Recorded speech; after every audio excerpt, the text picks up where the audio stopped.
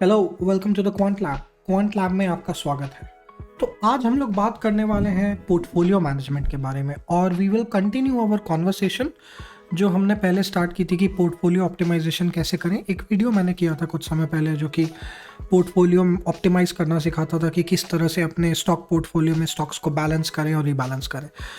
तो वो code base था। आज हम उसके पीछे की थोड़ी थ्योरी समझेंगे और देखेंगे कि कोर कॉन्सेप्ट्स क्या हैं।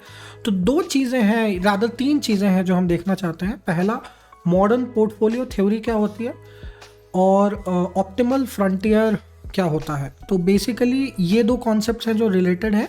इसके बाद हम इसको एक्सटेंड करेंगे और ऑप्टिमल फ्रंटियर नहीं, एफिशिएंट फ्रंटियर क्या होता है, sorry I think optimal portfolio होता है, एफिशिएंट फ्रंटियर होता है। और फिर उसके बाद हम देखेंगे कि शार्पे रेशियो क्या होता है और उसको यूज़ कैसे करते हैं। तो ये तीन कॉन्सेप्ट जो हैं ये पोर्टफोलियो मैनेजमेंट में काफ़ी इंपॉर्टेंट है। और अगर आप एक कोई भी है जो आप अपना फाइनेंस में डील करते हैं, जो कि ट्रेड करते हैं, जो मार्केट्स में डील करते हैं, जो सिक्योरिटीज़ में डील करते हैं, तो पोर्टफोलियो मैनेजमेंट बहुत इंपॉर्टेंट हो जाता है आपके रिस्क असेसमेंट के लिए, रिस्क बैलेंसिंग के लिए और रिस्क एपेटाइट के लिए। तो स्टार्ट करते हैं वीडियो स्टार्ट करने से पहले लाइक और सब्सक्राइब ज़रूर कीजिएगा। अगर आपने अभी तक मेरे चैनल को सब्सक्राइब नहीं किया है तो मैं finance, Python, AI, trading, algo trading, इन सब के बारे में बात करता हूँ। Most of the videos are in Hindi, कुछ इंग्लिश बीच बीच में कभी कभी आ जाता है। अगर आप इंग्लिश में देखना चाहते हैं तो सब टाइटल्स का रिक्वेस्ट कर सकते हैं। एंड मैं सारे कोड और जो रिसोर्सेज हैं वो भी फ्री ऑफ कॉस्ट शेयर करता हूँ। तो चलिए स्टार्ट करते हैं। तो मॉडर्न पोर्टफोलियो थ्योरी जो है वो नई नहीं है, काफ़ी पुरानी है। 1952 में एक पोर्टफोलियो सिलेक्शन करके पेपर आया था हैरी मार्कोविच का, और इसको मार्कोविच पोर्टफोलियो भी बोलते हैं, जो कि काफ़ी पॉपुलर था और ये नोबेल मेमोरियल प्राइज़ मिला इसको इकोनॉमिक साइंसेज में 1990 में। ये मॉडर्न ये जो थ्योरी है ये इतनी ज़्यादा पॉपुलर है कि ये सभी जगह पढ़ाई जाती है। एंड इसी से इन्वेस्टर्स भी डिटरमाइन करते हैं कि पोर्टफोलियो कैसे बनाना है और अपना रिस्क और रिटर्न का एपेटाइट जो है, जो कि रिस्क और रिटर्न का बैलेंसिंग एक्ट है, उसको डिसाइड करते हैं। तो और जो ब्रेक थ्रू इंसाइट्स है, राइट, पहले लोगों को लगता था कि रिस्क और रिटर्न्स दो अलग अलग चीज़ें हैं, लेकिन आई थिंक पोर्टफोलियो सिलेक्शन ने साथ में लेके आया। तो ये बहुत कोर है दोनों को साथ में समझ पाना। तो जो वर्ड है हाई रिस्क हाई रिवॉर्ड, ये समवेयर यहीं से आता है, जो यहाँ पे मैंने लिख रखा है। The assumptions of empty emphasize that investors only assume additional risk when there is a possibility of higher returns। मतलब रिस्क ज़्यादा तभी लेना चाहिए जब रिटर्न ज़्यादा मिलने की संभावना। कुछ अजम्पशंस हैं इसके जो मोस्टली थ्योरेटिकल है, बट देख लेते हैं। Investors are rational and avoid risk when possible. Simple भाषा में कहें तो जो लोग इन्वेस्ट करते हैं वो पागल नहीं होते हैं और रिस्क तभी लेते हैं जब पॉसिबल होता है। ऑल्दो ये हमेशा सही नहीं होता है, इमोशन काफ़ी हाई हो जाते हैं जब लोग ट्रेड करते हैं, तो रिस्क लोग ले लेते हैं ऐसी भी जगह पे जहाँ पे पॉसिबिलिटी नहीं है रिटर्न्स की। इन्वेस्टर्स का एम हमेशा मैक्सिमम रिटर्न होता है, जो कि सही है। All investors share the aim maximising their expected returns, ये भी सही बात है। टैक्सेस और कमीशंस को लेफ्ट पे छोड़ दिया जाता है क्योंकि वो एक ऐसा वेरिएबल जो हर जगह अलग अलग हो सकता है। सभी इन्वेस्टर्स के पास same resources and level of necessary information है। एंड एक मनी का है, investors have unlimited access to borrow and lend money at a risk free rate. तो रिस्क फ्री रेट का कॉन्सेप्ट थोड़ा डीप है, इसको किसी आगे के वीडियोस में समझेंगे या आप इंटरनेट पे सर्च कर सकते हैं। तो मोस्टली ये जो फंडामेंटल टेनेट है दो चीज़ों पे बना हुआ है, is that the possibility of the investors to construct an efficient set of portfolio efficient frontier। इसका मतलब है कि इन्वेस्टर्स जो है एक ऐसा पोर्टफोलियो बना सकते हैं जो कि मैक्सिमम एक्सपेक्टेड रिटर्न दे पाए given a degree of risk. इसको कैसे समझते हैं, इस डायग्राम के थ्रू। तो ये एक डायग्राम है जिसमें एक्स एक्सिस पे standard deviation of the portfolio है, जो कि रिस्क है। Standard deviation of the portfolio को आप ऐसे समझ सकते हैं कि प्राइस का अगर मीन लेंगे तो उससे कितना आपका करंट प्राइस डेविएट कर रहा है या डेटा पॉइंट डेविएट कर रहा है, उसको आप स्टैंडर्ड डेविएशन बोल सकते हैं। वोलेटिलिटी भी कुछ लोग इसको बोल सकते हैं। और दूसरी साइड में एक्सपेक्टेड रिटर्न है वाई एक्सेस में, लो हाई। तो ये देखने वाली बात है कि ये जो चार्ट है ये जो लाइन बन रही है, each point on this line represents an optimal combination of security. मतलब कि अगर एक ऐसा, अगर सोचते हैं कि एक हम ऐसा पोर्टफोलियो बनाएं जो कम्प्लीटली लो रिस्क हो, राइट, जो कि लेट्स से यहाँ पे है, ठीक है, और ये मैं 100% बॉन्ड से बनाता हूँ, सिर्फ एफडी का बनाता हूँ या बॉन्ड्स का बनाता हूँ, तो इसमें मेरा रिटर्न कम है लेकिन रिस्क कम है। अब एक काम ये हो सकता है कि इसी लेवल को मेजर करते हुए, इसी लेवल ऑफ रिस्क को रखते हुए, ठीक है, अगर मैं थोड़ा सा और ऊपर मिल जाए मुझे, जैसे कि रिटर्न यहाँ पे दिख रहा है या यहाँ पे दिख रहा है, तो मुझे थोड़े से रिस्क लेवल पे या इनफैक्ट और कम रिस्क पे मुझे हाइयर रिटर्न मिल रहा है, राइट। तो यहाँ पे इस तरफ देखेंगे अगर हम लोग, तो इस पॉइंट को हमको लेके चलना है, राइट। ये जो लेट्स से यहाँ पे जो भी नंबर होगा उसको लेके चलना है।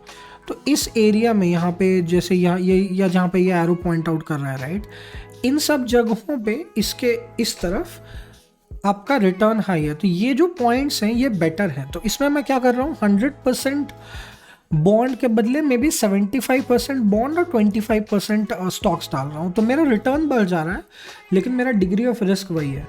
तो इस तरह से पोर्टफोलियो बनाने के तरीके को और इस प्रोसेस को बोलते हैं पोर्टफोलियो ऑप्टिमाइजेशन। और ये एक तरीका है जिसको बोलते हैं एफिशिएंट फ्रंटियर डिज़ाइन। अब ये जो मल्टीपल डेटा पॉइंट्स है ये एक तरह से रैंडम वॉक्स हैं। ये मल्टीपल रैंडम वॉक्स हैं जो कि जनरेट किए हैं डेटा पॉइंट्स। मैं अभी कोड में जनरेट करके दिखाऊंगा कैसे करते हैं इसको। ये सिमुलेशंस हैं कि मल्टीपल कॉम्बिनेशन से क्या बन सकते हैं, और इनमें से एक जो होगा या दो जो होगा, जो कि 2 4 जो भी आप सेलेक्ट करें, जो आपके रिस्क एपेटाइट और रिटर्न एपेटाइट को मीट करता होगा, तो वो पोर्टफोलियो आप लेंगे। इसके साथ साथ एक और कॉन्सेप्ट आता है, वो है शार्पे रेशियो का, जिसको हम लोग कोड में जब आएंगे तब देखेंगे। तो जल्दी से कोड पे चलते हैं। तो मैंने ये कोड शायद पहले भी दिखाया है, बट हम एक एक्सपेक्टेड हमने ये पाई पोर्टफोलियो ऑप्टिमाइज़र लाइब्रेरी यूज़ की है, एंड इसको यूज़ करके कुछ मैंने इंपोर्ट्स बना रखे हैं। ये कोड मैं ऑनलाइन डाल चुका हूँ, आई थिंक पुराने वीडियोस में से आप ले सकते हैं। उसके बाद इसको बंद कर लेते हैं। मैंने कुछ वेरिएबल्स ले लिए हैं, जैसे मैंने 5 स्टॉक ले लिए हैं जिनका मैं पोर्टफोलियो बनाना चाहता हूँ। मैंने डेटा ले लिया है 2017 से 2023 तक, काफ़ी लंबा डेटा है, 6 साल का डेटा है, इतना ज़रूरी नहीं है। नंबर ऑफ़ टेस्ट्स 2000 है, आप बढ़ा भी सकते हैं, 2000 के बदले 20,000 कर सकते हैं, 5000 कर सकते हैं, एक्सेट्रा। और ये कुछ वेक्टर बैक टेस्ट की सेटिंग्स हैं जिनको मैं डिफ़ॉल्ट है। उसके बाद मैंने डेटा डाउनलोड किया है OHLCV में, ओपन, हाई, लो, क्लोज और वॉल्यूम पे मैंने डेटा को कंकैटिनेट किया है। फिर क्लोजिंग प्राइस को ले लिया है और क्लोजिंग प्राइस को दिखा रहे हैं। तो यहाँ पे आप देख सकते हैं कि वेरिएंस जो है स्टॉक्स में काफ़ी ज़्यादा है। प्राइसेस जो हैं अलग अलग स्पेक्ट्रम में ली हुई हैं। कुछ स्टॉक्स हाई प्राइस हैं, कुछ स्टॉक लो प्राइस्ड हैं, कुछ स्टॉक की वेरिएबिलिटी जो है वो रिलेटिवली फ्लैट दिखते हैं। जैसे SBI जो है वो काफ़ी फ्लैट है, मतलब आई थिंक काफ़ी टाइम से इसी प्राइस लाइन में जा रहा है। मतलब ये 500 है और ये लगभग इंटरेस्टिंग टू, मतलब मुझे पता नहीं है कितना होगा, लेकिन ये भी ज़्यादा 300-350 के आसपास ही लग रहा है, या 200, मतलब बहुत ज़्यादा वेरिएंस नहीं आया। बट अगर आप TCS का देखें तो 1000 से शुरू होकर लगभग 4000 हो गया। तो ये काफ़ी जंप्स मिले हैं कुछ स्टॉक्स को, तो ये वेरिएबिलिटी काफ़ी अच्छी है। Percentage change basically. तो अब इनका रिटर्न्स का मीन परसेंटेज चेंज देख लेते हैं। तो स्टेट बैंक का वही, जैसे कि मैं बोल रहा था, बहुत ही कम है, 000 के नीचे है। तो और उसके बाद HDFC का भी उतना हाई नहीं है। आई थिंक रिलायंस का है और ICICI का है, जो कि काफ़ी हाई है, जो कि परसेंटेज चेंज सरप्राइजिंगली TCS का नहीं दिख रहा है, बट होना चाहिए। डीप में देखना पड़ेगा डेटा क्या है। ये स्टैंडर्ड डेविएशन है इन सब का, जो कि मैं मेजर करके रखा हूँ। तो इसका भी प्राइस का, अगेन ये प्राइस के परसेंटेज चेंज का, मतलब डेली प्राइस के में कितना चेंज आता है, उसका मीन क्या है, उसका स्टैंडर्ड डेविएशन है वो है। और रिटर्न्स के बीच में कुछ कोरिलेशन है। अब मैंने क्या किया, मैंने वो 1 टाइम एलोकेशन स्टार्ट किया है, जो हम एफिशिएंट फ्रंटियर डिज़ाइन करने में जाएंगे। तो ये एक रैंडम वॉक है कम्प्लीटली, इसमें कोई समहाउ लॉजिक नहीं है, ये कॉम्बिनेशन बेस्ड बस लूप में रन करता है। तो मैंने यहाँ पे सीड ले लिया है, रैंडम वेट्स जनरेट कर लिया है, रैंडम सैंपल ले लिया है, 2000 हमने लिया था पहले, उसके बाद मैंने कॉलम हायरार्की सेट कर ली है vbt.tile से सच दैट वन, तो एक वेट जो है वो एक प्राइस सीरीज़ को कॉरेस्पॉन्ड करेगा। एक वेट मतलब एक नंबर इसमें। तो ये सारे कॉलम्स बन गए हैं अलग अलग स्टॉक्स के। और जैसे कि आप देख सकते हैं कि ये स्टेट बैंक का है 99, 98, 97, ये जो नंबर है 2000 तक जाएगा, राइट, जितना मैंने 2000 लिया था। तो ये अलग अलग बन गया है हर के अगेंस्ट, ठीक है, ये वेट। इसके बाद हमने ऑर्डर साइज़ डिफ़ाइन कर लिया है, तो ये लगभग 10,000 के करीब बन गया है। आई थिंक 5 स्टॉक थे तो मल्टीप्लाई हो गया। उसके बाद हमने पोर्टफोलियो को सिमुलेशन चला लिया। अब पोर्टफोलियो का सिमुलेशन चलाने का तरीका है vbt.portfolio।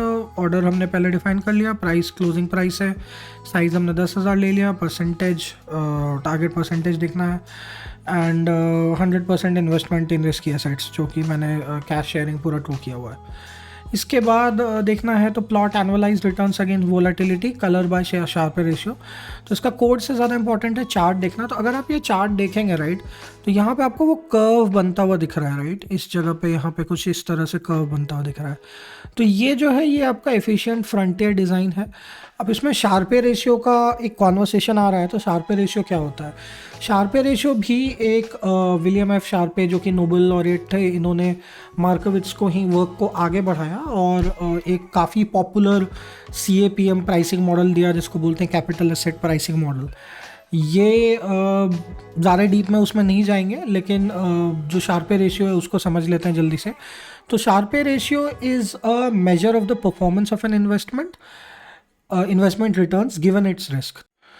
तो परफॉर्मेंस टू रिस्क का ये एक रेशियो है, और इस नंबर को यूज़ करके आप अलग अलग इन्वेस्टमेंट को सेम स्केल पे लाके मेजर कर सकते हैं। अगर ये स्केल नहीं होता तो बहुत ही मुश्किल होगा डिफरेंट इन्वेस्टमेंट्स को कंपेयर करना।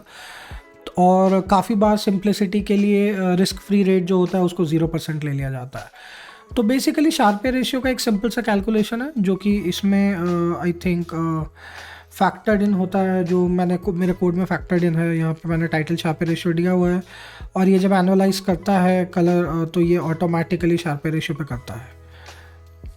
तो ये हमारा एक एफिशिएंट फ्रंटियर बन गया। इसके बाद हम उसमें से बेस्ट सिंबल निकाल लेंगे, 472 नंबर है वो जो भी, और उसके अगेंस्ट जो वेट्स हमें मिल रहे हैं हर स्टॉक का वो ये होगा। तो इतना परसेंट या इन ईच स्टॉक हमारा एलोकेशन हम करना चाहते हैं गिवन द एफिशिएंट फ्रंटियर। तो ये एक मिनिमम रिस्क और मैक्सिमम रिटर्न को देगा, अज्यूमिंग एक दिन बाय एंड सेल हो रहा है। अब इस कॉन्सेप्ट को, इस कॉन्वर्सेशन को आप और कॉम्प्लिकेट कर सकते हैं। इसको आप किसी भी पोर्टफोलियो, किसी भी स्ट्रैटेजी के अगेंस्ट डाल सकते हैं। कभी भी आपके पास ट्रेडिंग स्ट्रैटेजीज़ हैं, मल्टीपल पोर्टफोलियोज़ हैं, आप इसको यूज़ करके बैलेंस कर सकते हैं, समझ सकते हैं कि आपका पोर्टफोलियो का रिस्क कितना है और रिटर्न कितना है। तो आज के लिए इतना ही। अगर ये वीडियो आपको अच्छा लगा तो लाइक कीजिए, सब्सक्राइब करिए, कमेंट डालिए। धन्यवाद।